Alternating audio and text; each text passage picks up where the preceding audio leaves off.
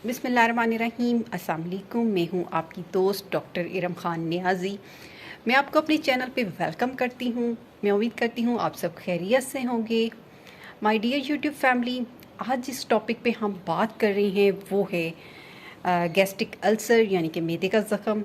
उसके वजूहात पे बात करेंगी, उसकी सिम्टम्स पे बात करेंगे। लेकिन उससे पहले मैं आपसे एक छोटी सी रिक्वेस्ट करना चाहूँगी। मेरे चैनल को लाइक कीजिएगा, शेयर कीजिएगा, सब्सक्राइब कीजिएगा और बेल आइकॉन को दबाना ना भूलिएगा। शुक्रिया।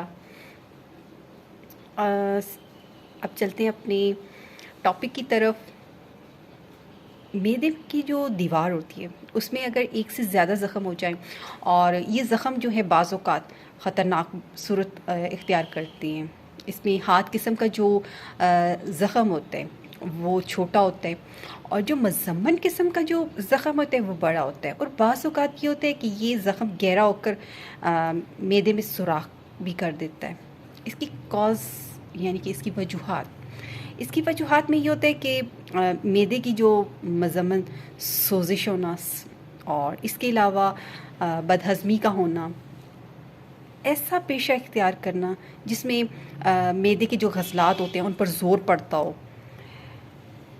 इसके अलावा मैदे की जो गज़लात का जो मुकामी तशन्नुज अंदरूनी सतह पर ज़ख़म का भी होना।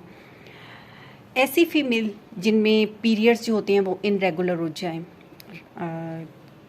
यानी कि पीरियड्स जो हैं वो उनमें बंदिश वग़ैरह हो जाए, और स्पाइसी फूड का ज़्यादा इस्तेमाल करना, तेज़ मिर्च मसाले वाली जो ग़िज़ाएँ, शदीद फ़िक्र, गम और परेशानी।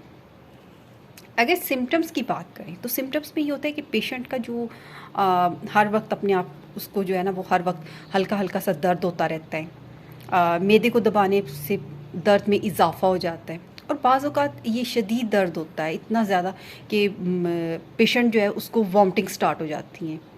मर्ज़ की शिद्दत में बाज़ दफ़ा ये भी देखा गया कि पेशेंट्स जो हैं उनको कॉन्स्टिपेशंस का प्रॉब्लम हो जाता है, निज़ामी हज़म बिगड़ जाता है, मैदे में सुराख हो जाते हैं तो पेचीदगियाँ पैदा हो जाती हैं और मरीज़ जो होता है वो मर भी सकता है, खुदा ना खास्ता।